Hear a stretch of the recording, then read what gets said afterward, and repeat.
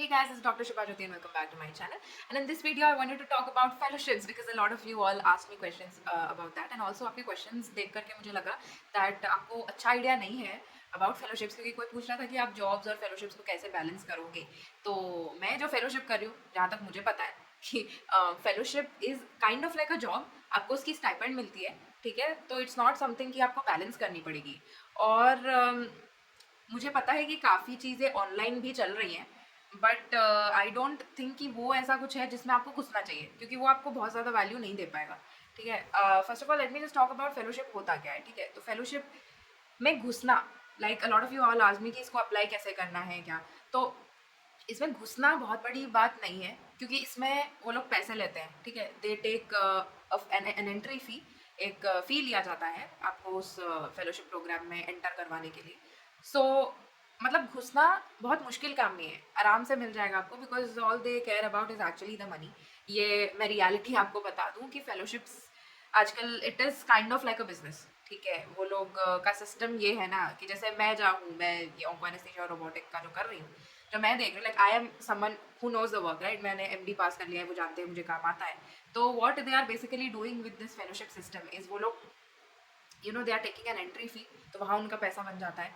Plus वो लोग like कम salary देते हैं टू द फेलोशिप पर्सन. तो and plus the fellowship person knows how to do the work. ठीक है. उनको काम आता है. तो इट इज़ लाइक कि कम पैसे में वो अपना काम करा रहे हैं प्लस वो हमसे फ़ी भी ले रहे हैं. तो it's become kind of a business. It's like cheap labour क्योंकि उनको पता है if they hire someone else जो फेलोशिप नहीं करा. Like if I had gone into the same hospital as someone as a job मैं जाती एज अ जूनियर कंसल्टेंट और समथिंग लाइक दैट, तो फिर मेरे को बेटर सैलरी मिलती, बेटर पैसा मिलता. तो ऑब्वियसली ये जो फेलोशिप वाला चीज़ है it has become like a cheap labour kind of a thing कि the hospital gets work done in less money plus they are getting the money as a fee. ठीक है. ये मैं सच्चाई बता रही हूँ. अब इस पर भी काफ़ी लोग मुझे आके पता नहीं क्या क्या बोलेंगे बट ये मैं सच्चाई बता रही हूँ. ये है जो मैंने देखा है. ठीक है. This is a thing. But इसमें मैं ये नहीं कह रही. ऑब्वियसली आजकल प्रॉफिट ओरिएंटेड हो गया है सब चीज़ें. ठीक है. हॉस्पिटल्स भी अपना देखते हैं कि प्रॉफिट कैसे करना है, क्या करें. तो इट इज़ देयर थिंग. अब इसमें हमको अपना प्रॉफिट सोचना है. ठीक है. तो मैं इसको ऐसे देख रही हूँ जैसे मैं ओंको एनेस्थीसिया का कर रही हूँ. तो इट्स नॉट लाइक कि मैंने कुछ नहीं सीखा, मैंने सीखा है. ठीक है. I have learned onco anaesthesia में लाइन्स वाइन सारा डालना मैंने सीख लिया है. लॉन्ग सर्जरीज में क्या क्या ध्यान देना है मैंने सीख लिया है. अब मेरे को आदत हो गई है अगेन एंड अगेन वैसे वैसे केसेस देख के. रोबोटिक मैंने कभी नहीं कराया था पहले, तो यहीं पे मैंने देखा है, यहीं पे मैंने सीखा है. तो ऑब्वियसली ये सब चीज़ें हैं जो आप सीखते भी हो. ऐसा नहीं है कि उसका कोई वैल्यू नहीं मिल रहा मुझे, ऐसा नहीं है कि कुछ नहीं मिला मुझे. बट ये हाँ एक प्रॉफिट बेस्ड उनके लिए भी है और एक प्रॉफिट आप भी निकाल सकते हो अपना इसमें से depending on where you are going. तो मैं इसके बारे में ये बोलूँगी कि इट इज़ वेरी इंपॉर्टेंट अगर आप फेलोशिप्स में जाने का सोच रहे हो तो आप ये सोचो कि आप अपना प्रॉफिट कैसे निकालोगे यहाँ से. क्योंकि देखो बात ये है ना कि वो लोग तो अपना देखेंगे जो फेलोशिप्स करवा रहे हैं और उनको बहुत ज़्यादा मतलब नहीं होगा कि आप कितना सीखोगे, क्या सीखोगे. उनको मतलब बिल्कुल नहीं रहेगा. दे डोंट केयर कि आपने कुछ सीखा नहीं सीखा, आप आगे चल के इसके बाद कहाँ जाओगे, क्या करोगे, ये सब आपको देखना है. राइट. तो इसके लिए आप क्या कर सकते हो इस पर मैं थोड़ा सा बताना चाहती हूँ कि see first of all look for fellowships जो ऑनलाइन नहीं हो. ये फर्स्ट चीज़ है कि मैंने देखा है कि बहुत सारे हैं जो ऑनलाइन बोल रहे हैं कि ऑनलाइन आप कर सकते हो ये वो. क्योंकि इसमें डिसएडवांटेज ये है ना, even if you take it, ठीक है, आपने पैसे भर दिए, वो आपको मटेरियल दे दिए, स्टडी मटेरियल दे दिए, सब कुछ दे दिए, वो ऑनलाइन लेक्चर्स ले रहे, बहुत अच्छे फैकल्टी है जो भी है, बट आपको वो क्लिनिकल एक्सपोजर नहीं मिल रहा है. ठीक है. तो ये जो ऑनलाइन जितने भी तरीके हैं मैं बोलूँगी इनमें तो मत जाओ क्योंकि ये एकदम ही प्रॉफिट ओरिएंटेड है और इसमें से आपको बहुत कुछ मिलेगा नहीं. ये जो पढ़ाई लिखाई जो भी ये चीज़ें देते हैं ये सब तो हम खुद भी पढ़ सकते हैं. हमारे पास क्या किताबें नहीं है, हमारे पास मटेरियल नहीं है, हमारे पास बहुत कुछ है ऑलरेडी पढ़ा हुआ है घर पे. ऑलरेडी बहुत कुछ है हमारे पास और इंटरनेट पे तो इतनी सारी चीज़ें हैं, फ्री की आपको चीज़ें मिल जाएंगी. तो इसमें आपको ऑनलाइन कुछ अगर कोर्सेज दिया जा रहा है तो इसमें मैं कहती हूँ कि इसमें तो बिल्कुल ही मत जाना. अब मेरे को I will not give you specific ये कि इसमें मत जाओ या इसमें नाम नहीं बताऊंगी क्योंकि मुझे खुद भी नहीं पता. मैं आपको बस बताऊंगी कि कैसे आपको ढूंढना है अपने तरीके का फेलोशिप. ठीक है. तो मैं बोलूँगी ऑनलाइन मत चूज़ करना बिकॉज उसमें आपके लिए बहुत ज़्यादा प्रॉफिट उसमें नहीं होगा.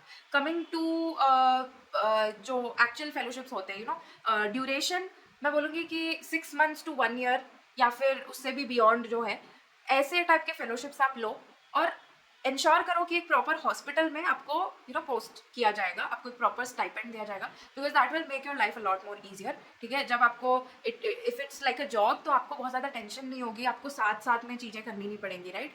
तो इट विल बी बेटर कि आप एक प्रॉपर हॉस्पिटल में जहाँ पोस्ट किया जा रहा है ऐसे जगह पे आप फेलोशिप्स करो। प्लस आई वुड से कि जैसे एक ऐप है, ठीक है, डॉक्ट हब करके एक ऐप है, मैं लिंक डाल दूंगी। तो यहाँ से आप ढूंढ सकते हो, प्लस आप ऑनलाइन भी बहुत सारे तरीके हैं ढूंढने के, ठीक है।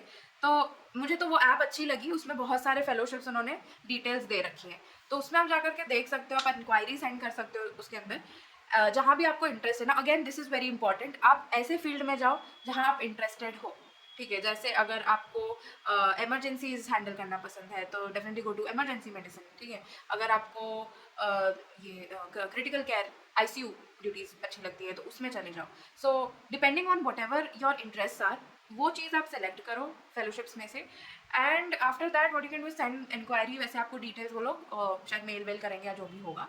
Otherwise what you can do is directly जो हॉस्पिटल नाम दिया हुआ है, जो भी दिया हुआ है, वहाँ पर जाओ, वहाँ पे जाके पता करो कि कैसे होता है, क्या होता है। Obviously there will be HR में यूजुअली होते हैं बैठे लोग जो आपको काफ़ी सारे डिटेल्स बता देंगे।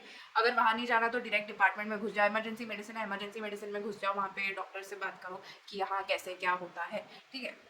और वहाँ पे मेक श्योर मुझे लगता है ये इंपॉर्टेंट है कि there should be someone who is specialised, जो आपके ऊपर रहेगा, ठीक है। क्योंकि टू बी ऑनेस्ट लाइक मेरा तो ऐसा था that I did not have anyone above me जो उस चीज़ में स्पेशलाइज्ड है।